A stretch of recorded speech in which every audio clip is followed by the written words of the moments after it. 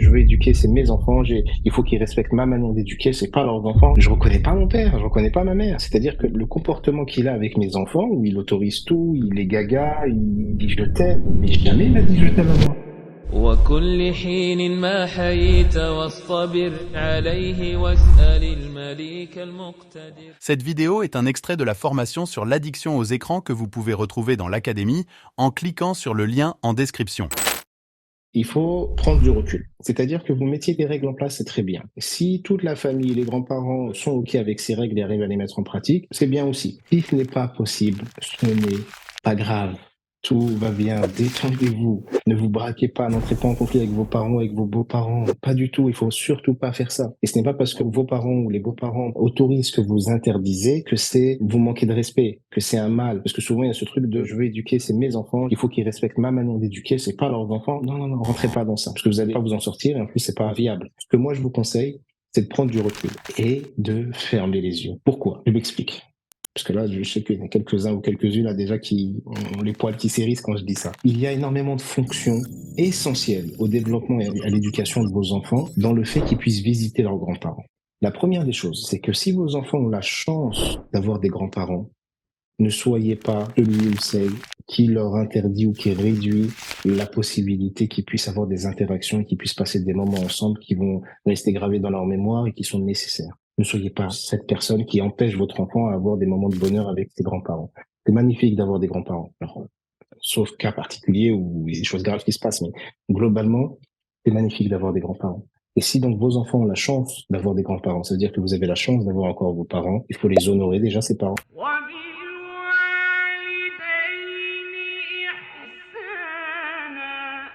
Et puis, il faut permettre à votre enfant de ne pas leur interdire ou les empêcher ou d'être une barrière, un frein qui les empêche un épanouissement ou un bonheur dans l'interaction avec leurs grands-parents.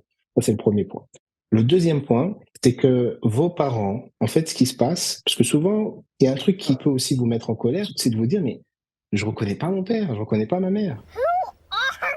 C'est-à-dire que le comportement qu'il a avec mes enfants, où il autorise tout, il est gaga, il dit je t'aime, mais jamais il m'a dit je t'aime. Jamais il a été aussi gentil avec moi. Moi, il a été agressif, il a été peut-être violent, il a été absent, il a peut-être même pas été là pour moi du tout court. Et pour mon enfant, bah, il est surprésent et il est dans le surinvestissement dans la relation et dans les émotions. Et ça peut un peu vous titiller en vous disant, mais je comprends pas, déjà, je reconnais pas mes parents. Et je leur en veux encore plus parce que c'est-à-dire qu'ils avaient la capacité d'être comme ça avec moi et ils n'ont pas été. Donc, je suis peut-être en colère. Ne le soyez pas. S'ils n'ont pas été avec vous, c'est qu'ils n'étaient pas en capacité de l'être. Et c'est parce qu'ils ne l'ont pas été avec vous qu'ils peuvent peut-être l'être potentiellement avec vos enfants. Et en réalité, ce qui se joue là, c'est que la manière dont ils se comportent avec leurs petits-enfants, c'est une manière pour eux de se rattraper de ce qu'ils n'ont pas pu faire avec vous. Et quand ils disent à leur petit-fils ou à leur petite-fille, je t'aime plus que tout, ils s'adressent aussi à vous, en tant que fille ou en tant que fils. Donc, en fait, il faut aussi entendre ce message. Quand ils s'adressent aux petits enfants, ils s'adressent aux parents en réalité, parce que les parents sont leurs enfants. Et ils rattrapent le temps perdu, ils rattrapent ce qu'ils ont loupé. Ils essaient de compenser les regrets qu'ils peuvent avoir de leur manquement dans leur éducation, dans leur accompagnement. Ça, c'est la deuxième raison pour laquelle il ne faut pas rompre avec ça ou les empêcher de voir les petits-enfants, parce que ça va permettre à vos parents de rattraper et de compenser justement leur manque. Et ça va leur permettre de vous envoyer aussi des messages à vous. Et la troisième raison, qui est aussi importante, c'est que, comme je vous disais tout à l'heure, l'humain, Dieu l'a créé pécheur. D'accord? L'humain n'est pas parfait. Et tant mieux d'ailleurs. On remercie Dieu que nous soyons des pécheurs, parce que de vous à moi, avec tous nos manques, tous nos défauts, toutes nos imperfections, on se la raconte quand même pas mal. On se prend souvent pour justement des maîtres ou des tout-puissants. C'est-à-dire qu'on est souvent dans la toute-puissance, ou en tout cas, on se pense tout-puissant, et on se prend parfois souvent pour ce qu'on n'est pas. Et imaginez si nous n'étions pas pécheurs. Qu'est-ce qui se passerait? On se prendrait tous pour Dieu. C'est-à-dire on n'aurait même pas ce besoin, en tout cas cette possibilité, cet espace pour adorer Dieu. Et ce serait une catastrophe pour nous. Donc, avec tous nos manquements, on se la raconte pas mal et on a déjà du mal à rester les pieds sur terre et à faire preuve d'humilité. Alors, imaginez si nous n'avions pas de défauts et que nous étions parfaits, ce serait une catastrophe. Donc, Dieu merci, alhamdulillah, que nous soyons pécheurs. Mais être pécheur, ça signifie quoi? Ça veut dire que nous allons transgresser ou désobéir. Donc transgresser, c'est le fait de faire quelque chose qui est interdit, et désobéir, c'est ne pas faire quelque chose qui était obligatoire. Et ça fait partie du cheminement de l'humain et du croyant. Maintenant, le croyant, quand il chemine vers Dieu, l'idée, c'est de résister face à la transgression et la désobéissance, et d'être dans l'obéissance pour ne pas justement transgresser et désobéir. Et dans cette résistance, plus il résiste, donc plus il évite la transgression, plus il va vers l'obéissance, plus il s'élève spirituellement. Mais il va y avoir des moments où il va désobéir et des moments où il va transgresser.